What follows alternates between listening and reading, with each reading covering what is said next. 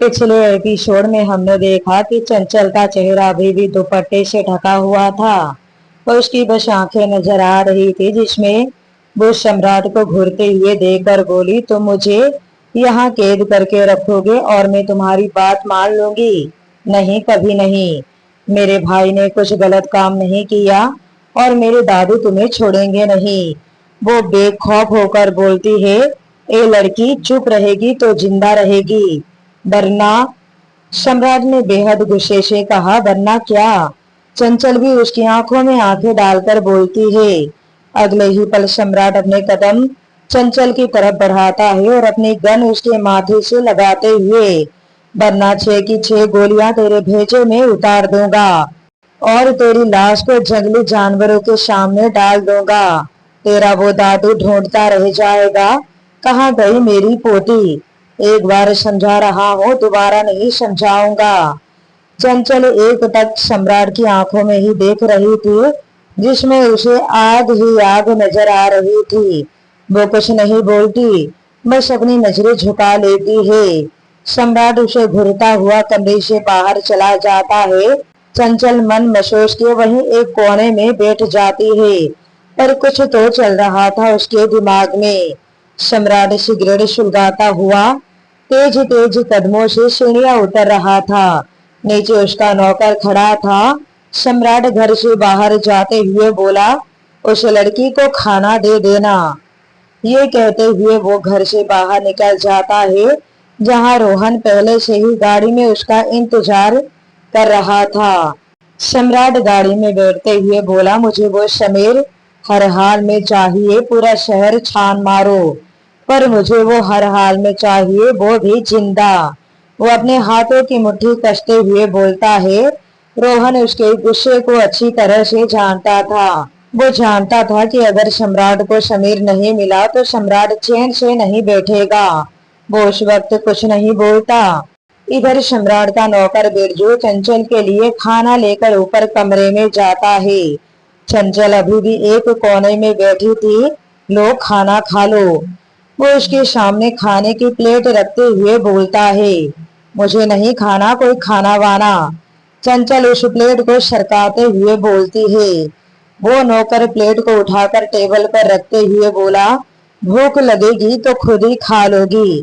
इतना कहकर वो वहां से चला जाता है। चंचल अपना सिर घुटनों में देते हुए बोली, कब आओगे आप दादू? यहाँ हवेली में। पूरे घर में कोहराम मचा हुआ था कि सम्राट उन सबके सामने चंचल को उठाकर ले गया और वो बस देखते ही रह गए। रणवीर सिंह तो सबसे पहले समीर को फोन करता है, पर उसका फोन बंद आ रहा था। इसका फोन बंद क्यों आ रहा है? आखिर ये लड़का गया कहाँ? तनु की माँ ने कहा, बताओ भला, हमारी आंखों के सामने से चंचल को वो ले गया, अब क्या होगा? पिताजी, कैसे भी करके चंचल को वापस लेकर आइए, वरना घर का काम कौन करेगा? वो अपनी साड़ी के पल्लू से अपने चेहरे पर हवा करते हुए बोलती है। राजेश ने कहा, और नहीं तो क्या, मेरे तो दिन की शुरुआत ही उसके हाथों की चाय से होती है, उसे तो वापस लाना ही होगा। रसोई घर में चटाई पर लेटी आरती जी सब सुन रही थी। मन ही मन, कैसे लोग हैं ये? उस बच्ची से जरा भी हमदर्दी नहीं है इन्हें। मतलबी कहीं के। हे भगवान, कुछ भी हो जाए पर चंचल इस नरक में वापस ना आए। यहाँ चंचल के जाने से सबको घर के काम की चिंता हो रही थी। वहीं करुणा जी ने कहा, अच्छा ही हुआ जो सम्राट उसे ले गया, अब उसकी मनहूस शक्ल देखनी नहीं पड़ेगी। मैं तो कहती हूँ कि सम्राट जान से ही उसे मार दे। ये सुनते ही रणवीर सिंह पूरा गुस्से से भर जाता है। वो करुणा जी पर बुरी तरह से लताड़ते हुए बोला, चुप रहे बेवकूफ औरत, जब मुंह खोलेगी उल्टा ही बोलती है। अरे सोने की मुर्गी ले गया वो सम्राट। चंचल 25 साल की होने वाली है और अगर उसके 25 साल के होते ही हमने उन कागजातों पर उसके साइन नहीं लिए तो इस सारी जायदाद की मालकिन वो अकेली चंचल होगी। और 25 साल पहले जो राज हमने दबाया था, अगर वो खुल गया तो सोचा है कभी? वो सब पर गरजते हुए बोलता है। उसकी बात सुनकर सभी लोगों के चेहरे के रंग उड़ जाता है। जबकि आरती जी मुस्कुरा रही थी। वो मुस्कुराते हुए मन ही मन सच्चाई को कितना भी दबाना है दबा ले रणवीर सिंह, वो तो सामने आकर ही रहती है। जहां सब लोग अपने ही उधेड़बुन में थे, वहीं दूसरी तरफ तनु एक शानदार होटल में थी और वो जिस लड़के के साथ गई थी उस लड़के के साथ वो हाथ में हाथ डाले डांस कर रही थी। उस लड़के ने अपना एक हाथ तनु के कमर पर कस रखा था तो दूसरे हाथ से तनु का एक हाथ पकड़ रखा था। दोनों बेहद करीब थे, दोनों में जरा भी फासला नहीं था। तनु अपनी नजरें इधर उधर घुमाकर देखती है तो उसे उस पूरे होटल में उन दोनों के अलावा और कोई नजर नहीं आता। ऐसे क्या देख रही हैं आप? वो लड़का अपने दिलकश अंदाज में बोलता है। तनु ने कहा, यहाँ बस हम दोनों। वो लड़का जिसका नाम सुमेर चौधरी था उसने कहा, जी मेरे साथ इस दुनिया की सबसे खूबसूरत लड़की हो और उसे कोई और देखे ये मैं कैसे बर्दाश्त कर सकता हूँ। मेरा बस चले तो। ये कहता हुआ वो उसे अपनी और करीब कर लेता है। अपनी तारीफ सुनकर तनु इतरा उड़ती है। सुमेर उसका चेहरा देखते हुए मन ही मन, दुनिया की सबसे बाहियात लड़की है तू, ये मेरी मजबूरी है कि मैं तुझे झेल रहा हूँ। बहुत दुश्मनी निभाने का शौक है ना तेरे खानदान को। अब ऐसी आग लगाऊंगा कि चारों तरफ हर कोई जलकर खाक हो जाएगा। ऐसे क्या देख रहे हो? तनु ने फिर से इतराते हुए कहा। सुमेर अपने चेहरे के भाव बदलते हुए कहा, अब इतनी खूबसूरत लड़की सामने हो तो मैं तो खो ही जाऊंगा ना। मेरी क्या गलती है इसमें? तनु और भी ज्यादा फूल कर कुपा हो जाती है। कुछ देर के बाद तनु को उसके घर छोड़कर वो लड़का अपने घर के लिए निकल जाता है। घर जाते वक्त वो किसी को फोन करते हुए बोला, हाँ फोटोग्राफ खींच लिए ना? जी सर, जैसा आपने कहा था वैसा ही सब किया है। सामने से कोई बोलता है। सुमेर ने टेढ़ा मुस्कुराकर कहा, गुड, वेरी गुड। तनु पिछले दरवाजे से ही अंदर आती है और अपनी खिड़की से ही अपने कमरे में आ जाती है। कपड़े बदलकर सो जाती है। उसके पीछे कितना कुछ हो गया पर उसे कुछ भी पता नहीं था। सम्राट और रोहन पूरी रात समीर को तलाश कर रहे थे पर कोई फायदा नहीं।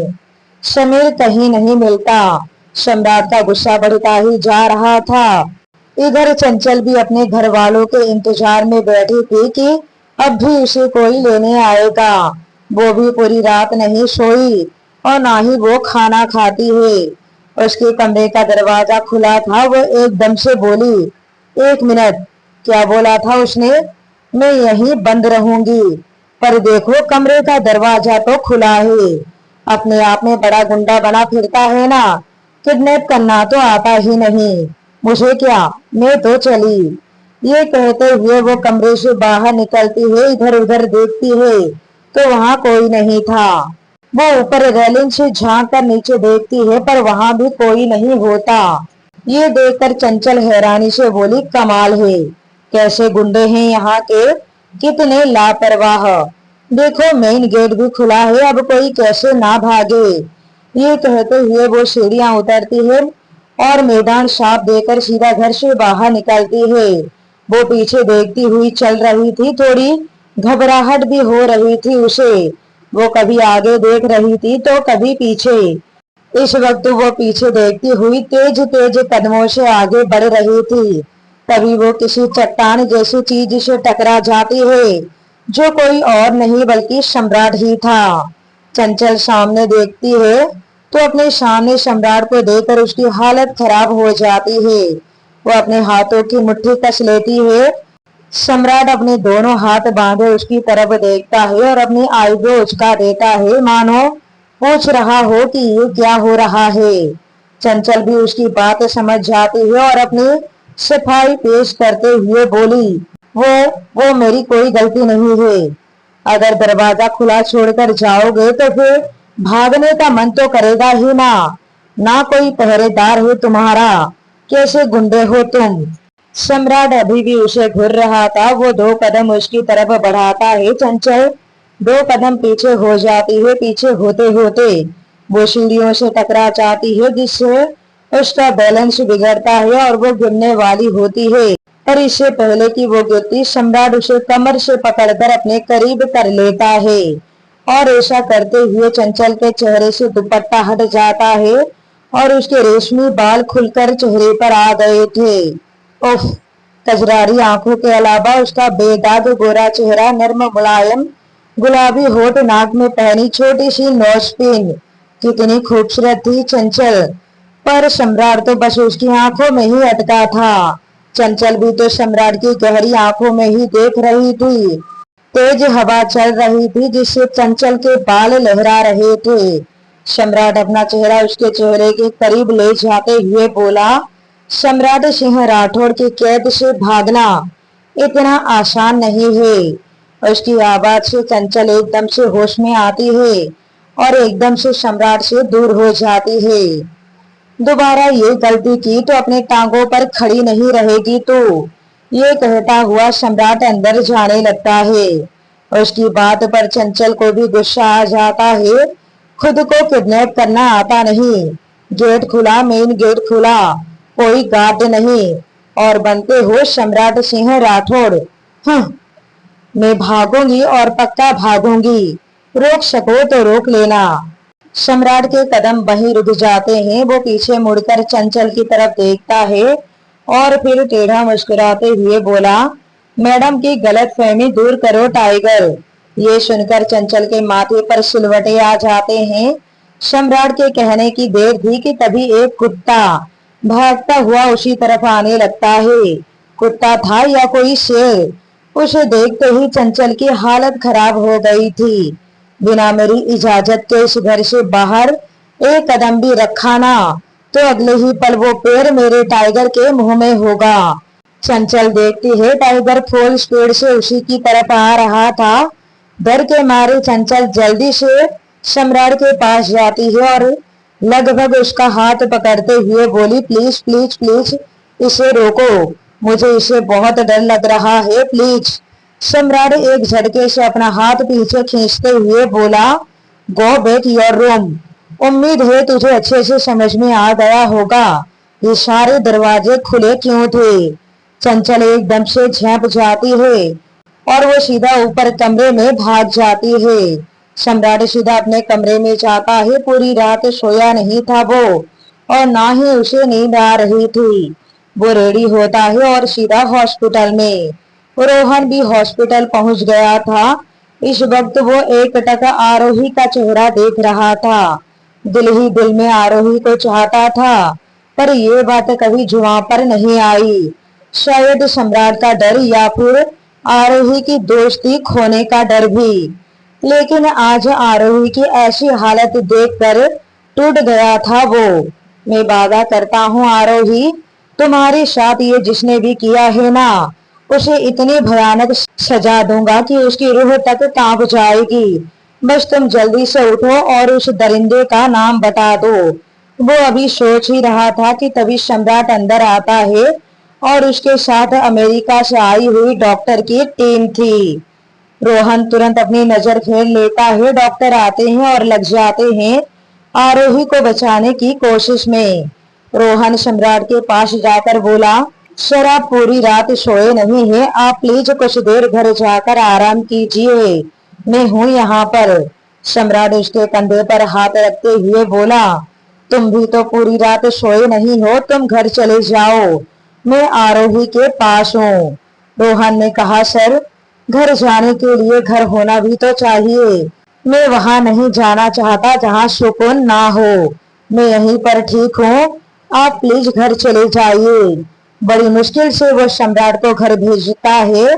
दूसरी तरफ हवेली में रणवीर सिंह भी समीर को तलाश कर रहा था, पर समीर का कोई अता पता नहीं चल रहा था।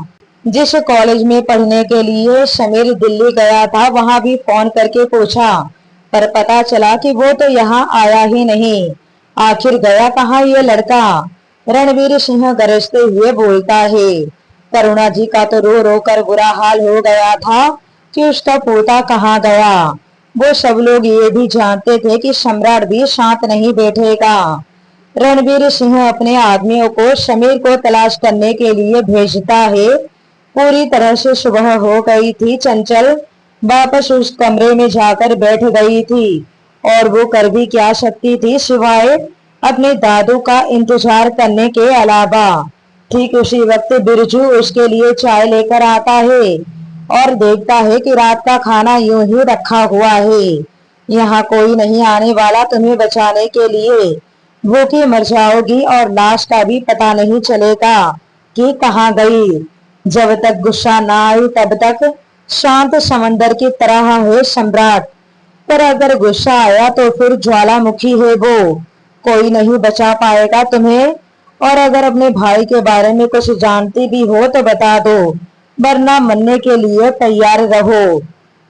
बकवास बंद करो अपनी और चले जाओ तुम यहाँ से। खाना तो क्या, इस घर का पानी भी नहीं पीना मुझे, चंचल ने गुस्से से कहा। बिरजू वापस चला जाता है। ठीक उसी वक्त सम्राट वापस आता है। बिरजू ऊपर से ही आ रहा था। कुछ बताया उसने?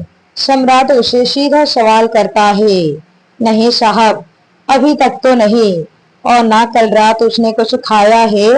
कह रही है इस घर का पानी भी नहीं पिएगी। ये सुनने की देर थी कि सम्राट अपने कदम ऊपर की तरफ बढ़ा देता है। अगले ही पल वो उसी कमरे के बाहर खड़ा था और चंचल को देख रहा था। चंचल जो कि घुटनों में अपना सिर देकर बैठी थी। लगता है तुम्हारे घर वालों को जरा भी प्यार नहीं है तुमसे, तभी तो अभी तक कोई आया नहीं। सम्राट अंदर आते हुए बोलता है।